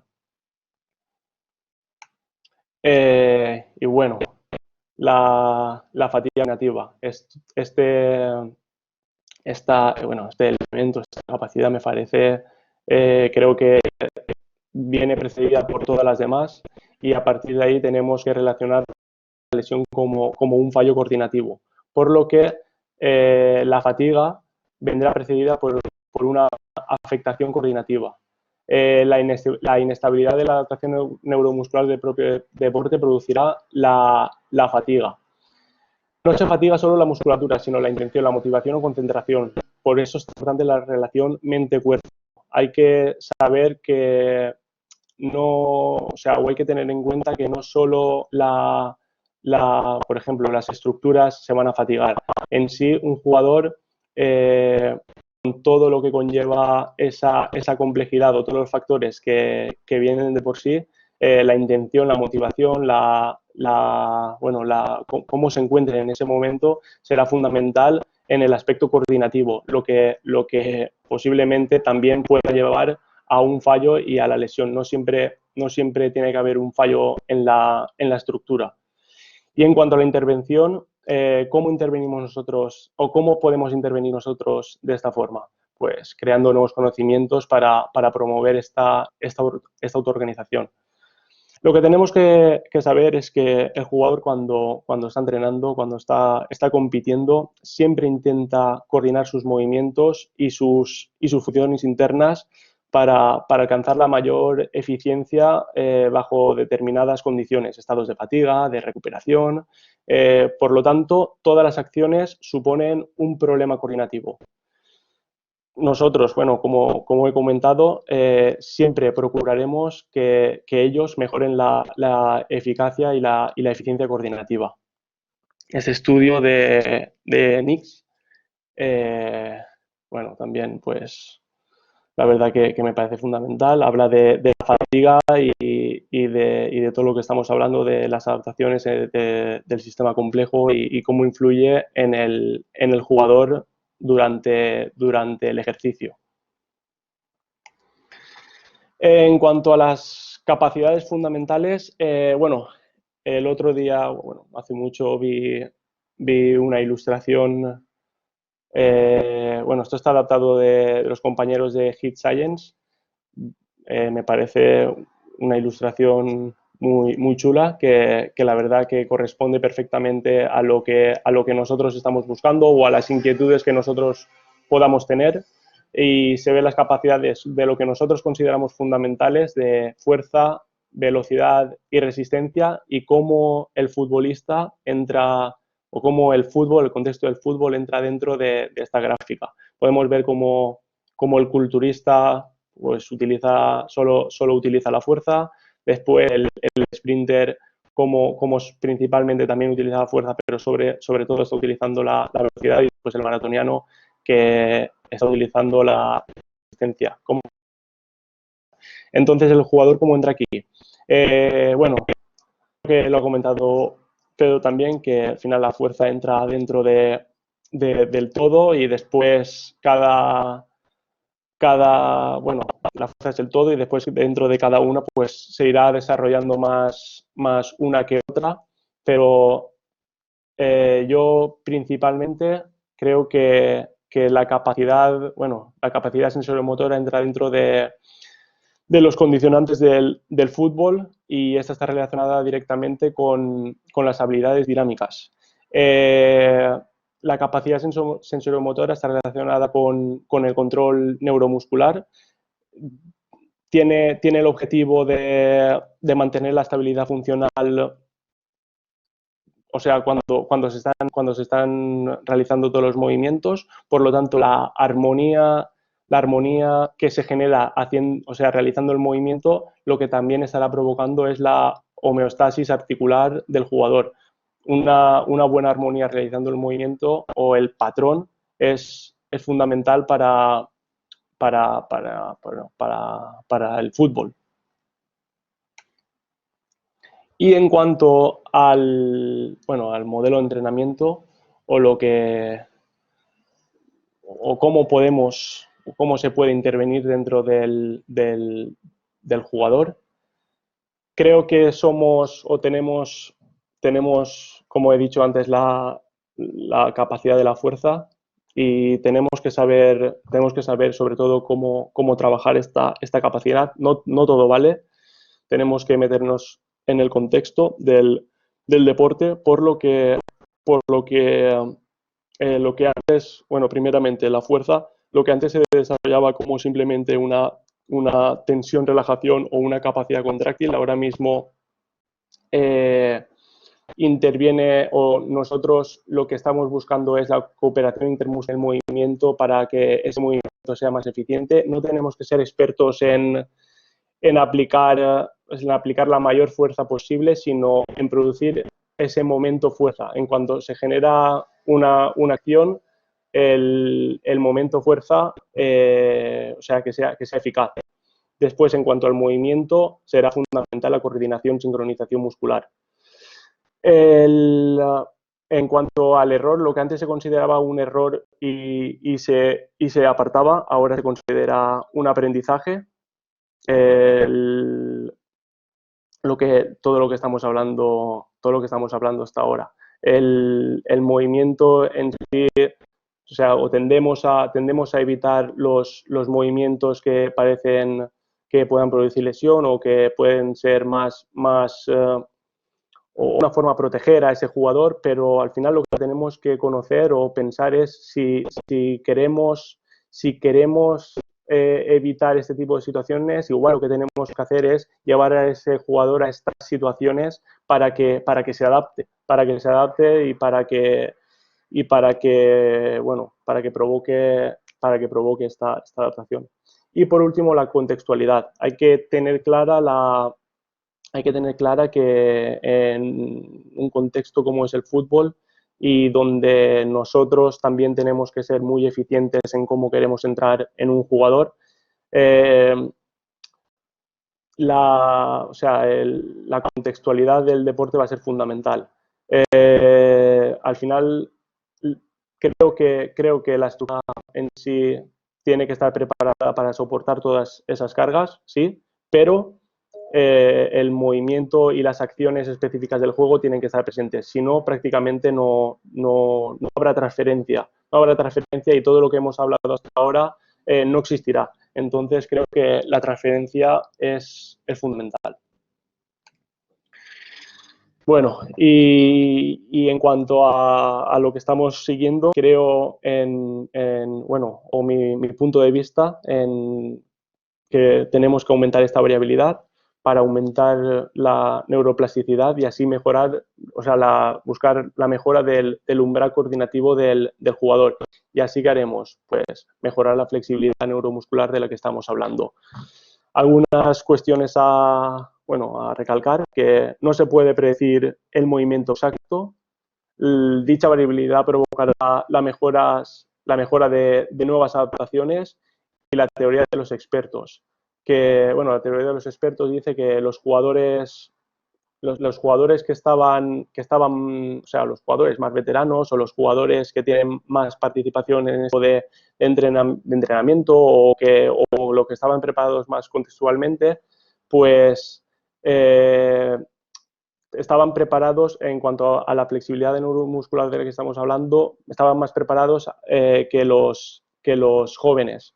Entonces es un aspecto a tener en cuenta. Y por último, mayor experiencia provocará mejoras de patrones de coactivación y eficiencia. Bueno, y para acabar, para concluir, unos tags a tener en cuenta, de un resumen de todo lo que hemos comentado. Tenemos que afrontar las necesidades contextuales del deporte y no rechazarlas por miedo a la lesión. Creo que la lesión es impredecible, por lo tanto, lo que he comentado antes, si tenemos en cuenta esto, tenemos que ser críticos con lo que estamos haciendo, igual tenemos que plantear otras perspectivas. Conocer al jugador como un sistema donde diversos factores afectan o tienen un impacto que crea un ambiente impredecible. Entender el sistema como flexible. No tenemos que rigidizar el sistema, sino que volverlo flexible. Y por último, el proceso de aprendizaje no se desarrolla explorando la técnica perfecta, sino explorando los límites y la perturbación del patrón motor. Bueno, muchas gracias. Muchísimas gracias, Quique, por la ponencia, por la presentación. Me he enganchado hace poco porque he sufrido problemas de conexión al principio y También. bueno, pues muchísimas gracias, ya te digo, y enhorabuena por la presentación. Pues a continuación abriremos el turno de preguntas a través del chat y mientras que los participantes van pensando un poco esa pregunta que quieran lanzar a cada uno de los ponentes, sí que nos gustaría informaros y hablar sobre UCAM Spanish Sport University un par de minutos, porque somos una escuela de posgrado que da formación sobre programas relacionados con el área de la comunicación, la gestión, la administración en la industria del deporte y programas relacionados con las ciencias de apoyo al rendimiento deportivo. Y entre esos programas de esa rama sí que tenemos el máster en preparación física y readaptación deportiva en fútbol, del cual Pedro Emilio es director, Ángel profesor y Quique ha sido alumno. Es un máster que se desarrolla en Madrid en un formato presencial, semipresencial, con un total de 11 jornadas de clase y que se desarrolla para la edición próxima, se desarrollará desde enero a diciembre del 2021. Además, sobre todo, tenemos un profesorado de primerísimo nivel en el cual intentamos que todo el conocimiento científico se lleve a cabo con una gran aplicación práctica. Entre todos los ponentes y todos los profesores que contamos en el programa, pues todos con una gran trayectoria a nivel profesional, relacionados con el rendimiento y relacionados con la investigación y la divulgación científica fútbol, ¿no? Y además es el único programa que incluye en su actividad visitas a clubes de primer nivel, clubes profesionales de primera y segunda división, para poder realizar una actividad de visita con visualización de entrenamientos, charlas de técnicos, charlas de preparadores físicos y una visión 360 de lo que es el rendimiento y la preparación en este tipo de clubes, ¿no? Al igual que Quique, tenemos numerosos alumnos que han podido disfrutar y forman parte de equipos de primer nivel y sobre todo también nos gustaría pues informaros que dentro de la oferta formativa que tenemos dentro de UCAM Spanish Sport University tenemos un acuerdo con Barça Innovation Hub para distribuir sus programas y pues todos los que están relacionados con el área de rendimiento y entrenamiento los podréis encontrar en nuestra página web www.sportsuniversity.ucam.edu y para cualquier tipo de información adicional que necesitéis tenéis nuestro correo electrónico sportsuniversity@ucam.edu. Pues después de esta pequeña exposición de nuestro máster en preparación física y redactación deportiva en fútbol, vamos a proceder a abrir el chat para que todos los participantes puedan publicar mensajes. Os recuerdo, por favor, que para que podamos dar salida a todas las preguntas tenemos 10 minutitos. Solo leeremos preguntas de personas o participantes que tengan nombre real, que por favor nos indiquen a quién va dirigida la pregunta y que la pregunta sea concreta y que esté bien redactada.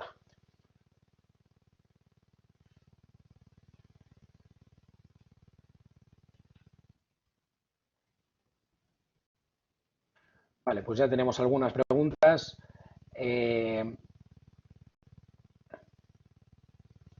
Vamos a ver, tenemos por aquí preguntas de Jesús García Bernal. Le gustaría saber, sobre todo para Ángel y Quique, si tuvierais que revivir, ¿cómo veis el mundo del preparador físico en cuanto a oportunidades en el mundo del fútbol?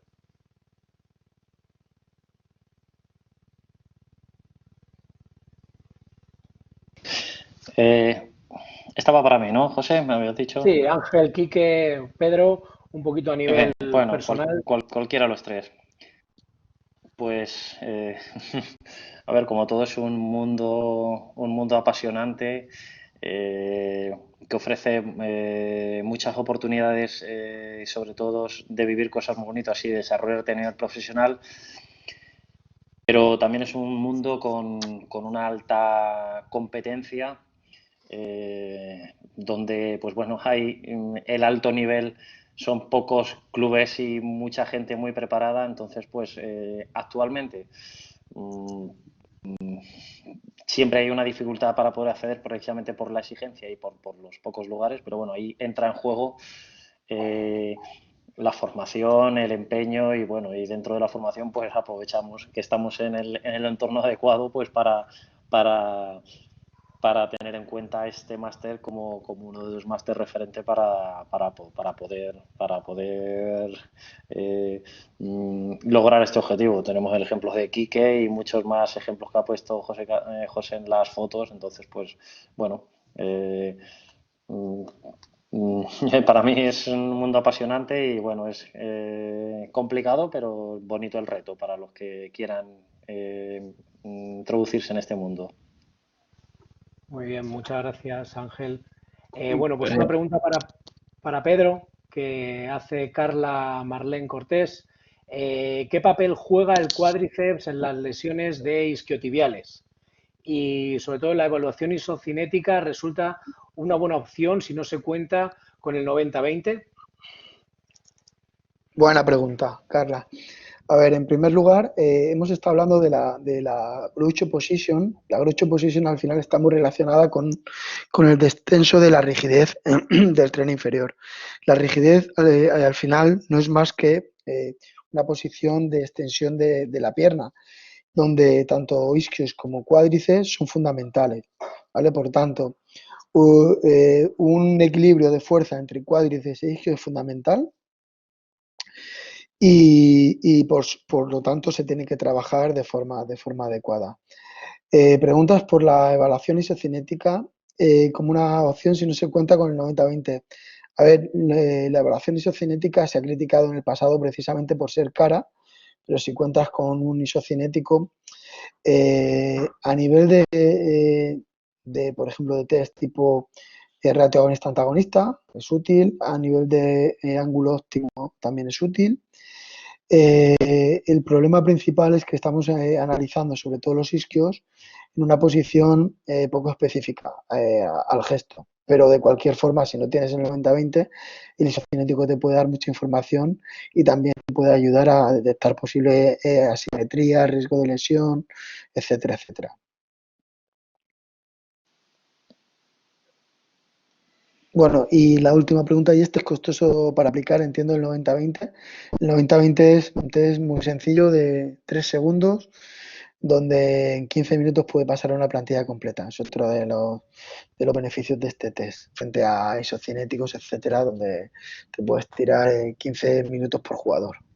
Aparte como digo, de ser mucho menos específico y costoso. Muchas gracias, Pedro. Hay una pregunta de Daniel para Ángel. ¿Qué importancia tiene la fascia toracolumbar en la aparición de la lesión de isquiosurales en el fútbol?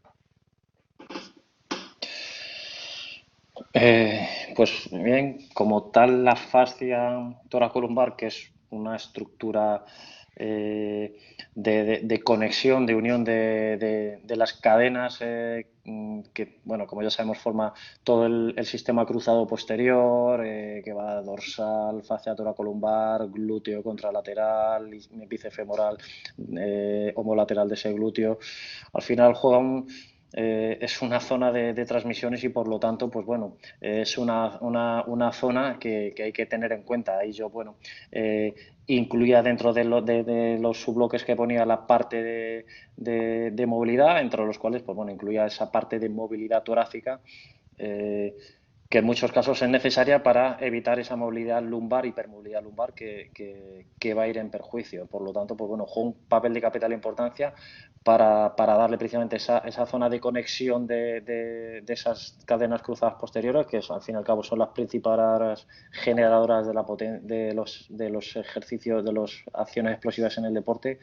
Y ahí, pues bueno, trabajar esa movilidad torácica para conseguir esa estabilidad en lumbar donde se ubica esa fascia toracolumbar, pues bueno, de ahí que reflejar esa parte. Entonces, de capital importancia y bueno, y es un eslabón, como dijéramos, puede ser un eslabón débil dentro de esa unión de cadenas cruzadas. Muchas gracias, Ángel. Pues a ver, otra pregunta que tenemos por aquí de Christopher, orientada también a Pedro.